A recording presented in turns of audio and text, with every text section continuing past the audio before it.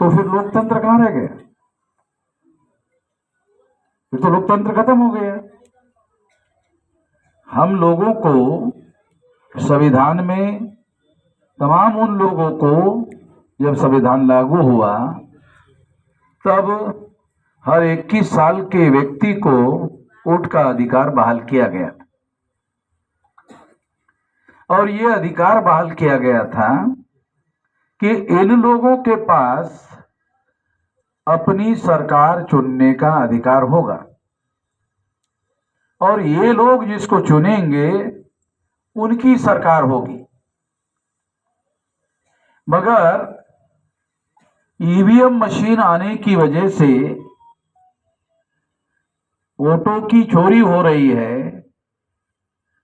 आप पहले वोट डालते थे तो डालने के दौरान पहले आपको इस तरह से एक बैलेट पेपर दिया जाता था, फिर आप उसको देखते। शेड्यूल कास्ट के चुनाव क्षेत्र में शेड्यूल कास्ट का कैंडिडेट, शेड्यूल ट्राइब के चुनाव क्षेत्र में शेड्यूल ट्राइब का चुनाव क्षेत्र में कैंडिडेट ट्राइब खड़ा रहेगा और दोनों को उनके ही वोटों के द्वारा चुनाव लड़ने का और जीतने का अधिकार मिलेगा। ये बहाल किया गया था 17 अगस्त 1932 को। इससे क्या होता आता है, देश में एक ब्राह्मण जाता है तो दूसरा ब्राह्मण आता है। बिहार में क्या होता है, एक बैकवर्ड जाता है तो दूसरा बैकवर्ड आता है।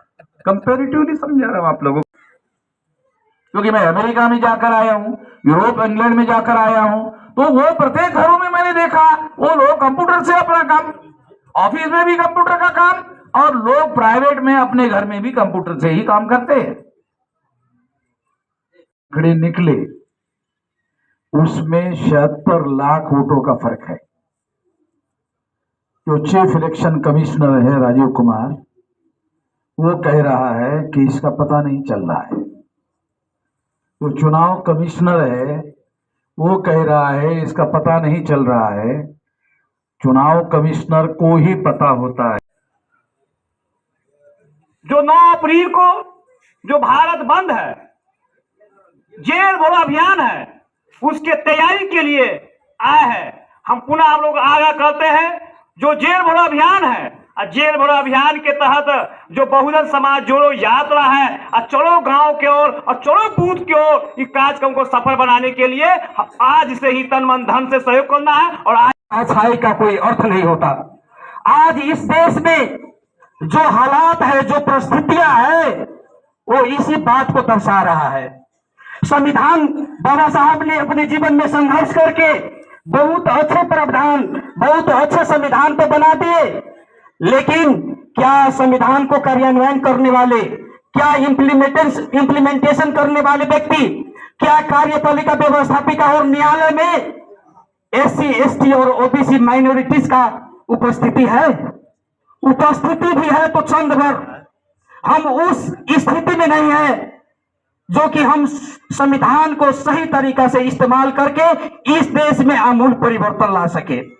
इसलिए मित्र, संविधान तो अच्छा है, लेकिन इस जो इम्प्लीमेंटेशन जो पार्ट होता है, जो उसका इस्तेमाल करने वाले व्यक्ति है, वो अच्छा नहीं है। इसलिए अब हम और आपको जोर उस तरफ होना चाहिए जहां से हम संविधान को सही तरीका से, सही मायने में सदुपयोग करके इस देश के जो 85% बहुजन है, मूल निवासी है, उसके जीवन में आप मूल परिवर्तन ला सके, इस देश में समृद्धि ला सके, इस देश में खुशियां ला सके और सही मायने में डेमोक्रेसी का अर्थ सही मायने में यहाँ पर एक हम लोग दे सके।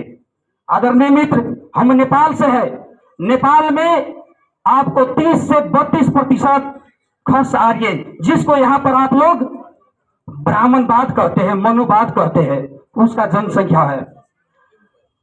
फिर भी यहाँ पर तो 3.5% है। तो इस हालात में ही इस देश के मूल निवासी और बहुजन, आप इसे यकीन कर सकते हैं, अनुमान लगा सकते हैं कि वहां पर मूल निवासी बहुजन का क्या हालात होगा, क्या स्थिति होगा।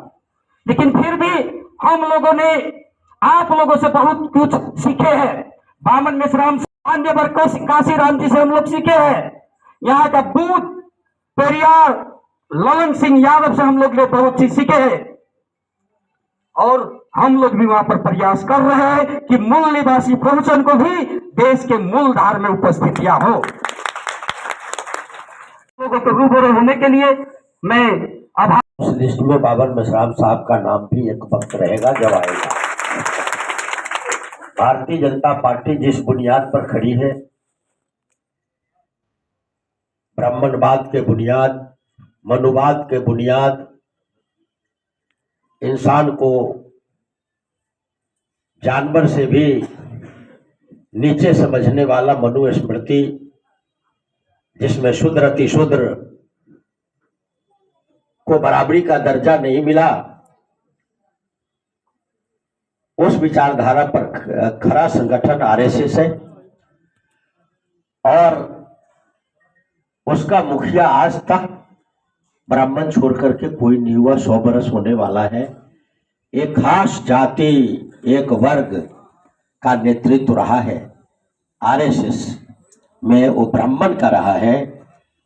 उस विचारधारा जो मनुवाद का विचारधारा है, उसको इस देश में अगर कोई एक संगठन, कोई एक राज संगठित है तो बामसेफ है। और इस बामसेफ को कोई एक व्यक्ति माला के तरह पिरो करके रखा है, उसका नाम बाबर मेश्राम की और किस चीज की है? पार्टी तो है, लेकिन उनके पार्टी के पास विचारधारा नहीं है।